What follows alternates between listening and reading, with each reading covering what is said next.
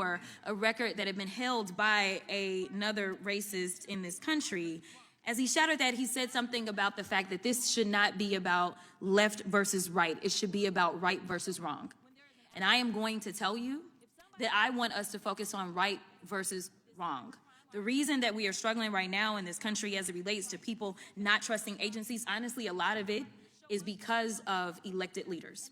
Let me tell you, one of the things that the chairman and I actually agree upon, we don't agree on a lot, is that we both know that there has been a sharp incline as it relates to threats upon our lives. Regardless of what side of the aisle you sit on, we both know and agree that as sitting members of Congress, we both are enduring more death threats than anybody should in this country. And I believe that it is because of the divisive rhetoric and it is because of the selective enforcement of things. And so when we have, and I'm gonna be clear because I had remarks and I'm going a whole other way. To have the sitting attorney general go on, and I'm gonna call it faux news. I know some of y'all love it, but it's fake to me. To have her go on Fox News and to then decide that she wanted to send a threat to me, it was wrong. Because here it is, she is the highest law enforcement agent in this country, and people are watching and they are consuming this information and they are believing that simply because I decided that I wanted to exercise my right to free speech, which I am not abridged from doing, that she then wanted to then politicize something that should not be politicized.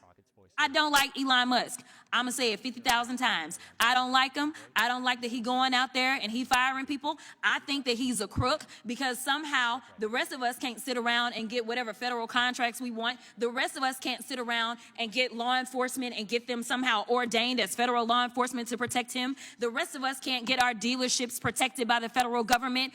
That is somebody that is operating above the law. For whatever reason, just because he has a lot of money, more money than everybody else. And yes, I am happy to see that on my birthday, which is what I said, there were peaceful protests around this world against him because he is a problem.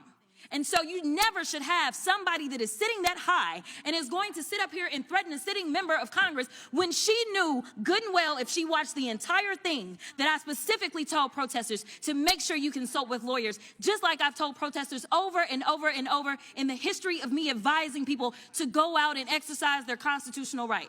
The fact that there are other sitting members that have received letters of threat from this new DOJ tells me that they are about retribution and they are not about following the law.